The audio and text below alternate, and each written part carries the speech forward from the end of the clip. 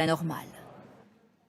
Et un secteur souffre particulièrement cette saison estivale, c'est le tourisme. Certaines régions compensent l'absence d'étrangers avec davantage de Français. Ce n'est absolument pas le cas de Paris. C'est une capitale marquée par un silence inhabituel en plein été. À peine un tiers des chambres d'hôtel sont occupées. Marie Justet, Jacques Duboz.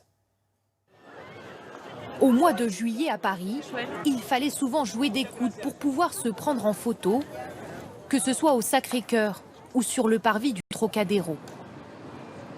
Cette année, changement d'ambiance, la Dame de Fer est bien seule. Il n'y a personne, donc voilà, c'est mieux pour les touristes. Pour faire les photos, on est plus tranquille. Aujourd'hui, c'est vide et voir cela si silencieux, c'est particulier. Très peu de touristes étrangers, également dans les hôtels. Seulement 33% de taux d'occupation à Paris.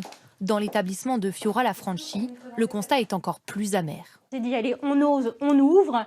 Et puis, résultat des courses, le bilan du mois de juillet a été un petit peu dramatique, et avec 20% d'occupation seulement. Donc, on a pris la décision de refermer.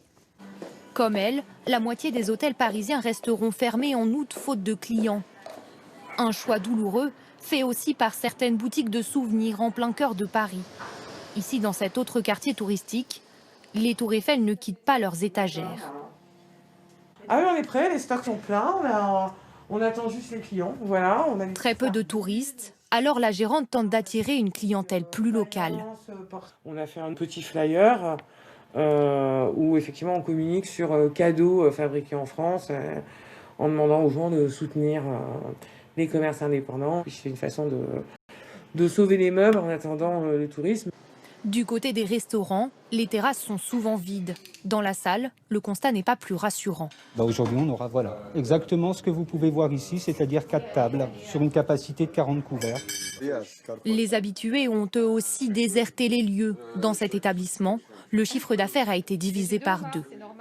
C'est les vacances, qu'il fait très chaud, mais les hommes d'affaires ne sont pas là, puisqu'ils sont en télétravail pour la plupart, donc ils n'ont pas besoin de venir dans leur bureau, ce qui pour nous est un manque à gagner énorme.